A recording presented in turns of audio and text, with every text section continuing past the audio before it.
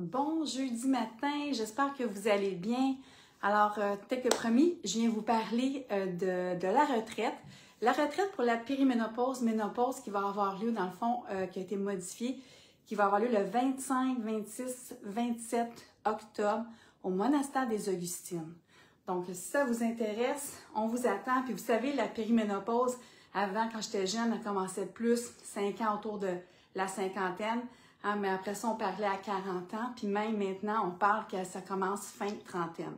Donc, qu'est-ce qui joue là-dessus? Un des cas, une des raisons particulières, les hormones. Hein? Les hormones, le stress dans le fond, parce que quand on est stressé, qu'est-ce qui augmente comme hormone? Ça va être la cortisol. Donc, la cortisol, elle n'aide pas les autres hormones, que ce soit sexuelles ou les hormones du bonheur, qu'on va tous parler de ça durant la retraite. Alors aujourd'hui, bonjour Alexis, bonjour Manon. Alors là, je vous parle aujourd'hui pour le renforcement. Le plancher pelvien, hein, c'est un hamac d'en avant en arrière qui part de la symphyse et qui va jusqu'au coccyx. Fait que c'est un paquet de couches musculaires, de fibres musculaires.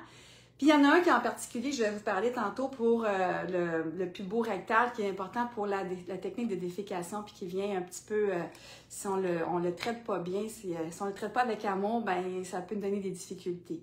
Donc les fibres du plancher pelvien, c'est important de les renforcer parce qu'ils soutiennent tout ce qu'il y a en haut. Hein. Ils donnent la stabilité au dos puis ça permet justement de diminuer aussi les problèmes de dos. C'est prouvé ça dans les études. Donc ça, c'est important d'aller renforcer ces fibres-là. Mais avant de vous parler de renforcer ces fibres-là, ben, il faut y donner de l'espace. Hein? Si je vous parle, là, mon bras, hein? Si mon bras, c'est mon plancher pelvien, hein? Fait que ça, quand je contracte mon plancher, puis je le redescends, mais si mon plancher, il est comme tout écrasé, puis que déjà, où je suis très tendue, stressée, puis il est comme ça, ben c'est sûr que ça va être difficile pour lui de tenir tout le temps cette tension-là parce qu'il est stressé. Puis quand il arrive une toux, un étirement, bien, ça se peut que ça va lâcher parce qu'il va manquer d'endurance, puis il manque de place pour faire son mouvement, pour essayer de contracter, pour empêcher la fuite d'urine ou pour protéger contre la descente d'organes. Ou encore pour ce qu'on appelle un périnée descendant. C'est quoi? C'est le hamac hein, qui se trouve entre les deux fesses. OK? Puis le hamac qui descend de plus en plus bas. Fait que quand le hamac descend de plus en plus bas, ben c'est pas facile.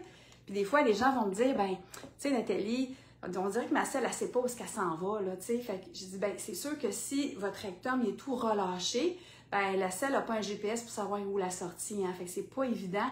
Fait que ça va se ramasser ses côtés. Fait que c'est pour ça que c'est important, dans le fond, de bien renforcer puis d'éviter, justement, nos descentes d'organes. Il y a des techniques de défécation qu'on va modifier, qu'on va jaser de ça. Et ça m'amène à vous parler du muscle qui s'appelle le pubo-rectal, qui est très important. Hein, je vais juste vous montrer, là. Hein? Si mon rectum est tout relâché, ben, le mur ici, ben, il va tomber dans le vagin. Hein? Fait que là, les gens peuvent faire des techniques pour aller justement aider, des techniques manuelles pour aider à faire évacuer leur selle. Si c'est pas trop tombé, des fois, il y en a qui vont faire une pression juste ici pour aider la selle à sortir. Sinon, ils vont rentrer le doigt dans le vagin pour pousser pour faire sortir la selle. Ou il y en a carrément qui vont rentrer le doigt dans l'anus pour aller chercher parce que ça fait comme un petit sac ici. Puis la selle, elle reste prise là. Fait qu'on veut éviter ça. D'où l'importance, d'avoir des bonnes habitudes de vie, hein? D'avoir des belles selles aussi, fait que l'hydratation, fait que les habitudes de vie qu'on va parler, sont super importantes hein, pour protéger son plancher pelvien, puis pour protéger pour pas qu'on ait de descente d'organes. Et tout ça, on va parler de ça et d'agrandir son habit d'humain. Parce que si c'est tout raccourci, ben le plancher pelvien ne pourra pas bien travailler. Puis les fascias, je vous en ai parlé, hein, si je suis stressée, puis mes fascias ici, les pieds, là, dans les pieds, les mollets, là, ben ici, c'est tendu, ben ça va tirer, mon hamac vers le bas, ça va tirer, fait que c'est difficile de contracter le plancher pelvien vers le haut, c'est contre-courant. Hein, puis ça tire les organes vers le bas, fait que c'est pour ça que je vais vous montrer les 3 exercices de yoga thérapie médicale avec des petites modifications qu'on peut ajouter, c'est ça qui va être intéressant, des petits massages qu'on peut faire pendant qu'on fait cet exercice-là, je vais vous montrer ça aussi. Qui est intéressant à faire, puis des auto-relâchements de deux façons pour nous aider. Donc, le plancher pelvien que je vous parlais, il y a 30% de fibres rapides, le reste, c'est des fibres lentes. OK? Donc, c'est important. Une fois qu'on a fait de la place, on va être capable d'aller les chercher, pouvoir les contracter.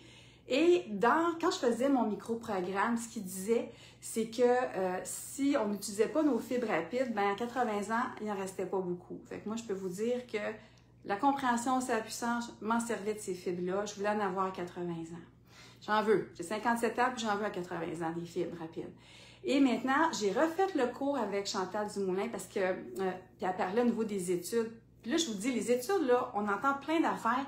Il faut faire attention. Il y a des études qui sont pas bien faites. Fait qu'ils disent des affaires qui sont peut-être pas nécessairement véridiques. Et moi, ce que je vous dirais aussi, il faut faire attention parce que on n'est pas, vous êtes un être humain.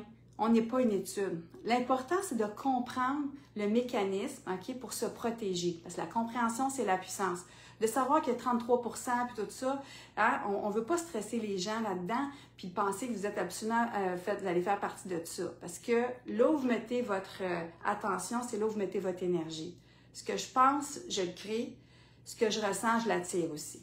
C'est pour ça qu'il faut faire attention. Puis moi, j'aime beaucoup Dr. Deepak Chopra, qui est un médecin et qui est en pleine conscience, puis qui disait justement dans un documentaire que si vous avez le cancer colorectal, vous avez 20% de chance de gagner. Là. Croyez au diagnostic du médecin, mais pas nécessairement le pronostic. Il dit, je suis qui, moi, pour dire que vous ne faites pas partie du 20%. Hein, des études, c'est à peu près énorme. Il y a toujours des gens qui sont en dehors, puis vous avez le droit, vous êtes unique, vous avez le droit d'être en dehors de ça, puis de ne pas faire partie des statistiques. Fait qu'il faut juste garder ça dans la tête, là, de faire attention, puis qu'il y a des études, des fois, qui ne sont pas vraiment bonnes.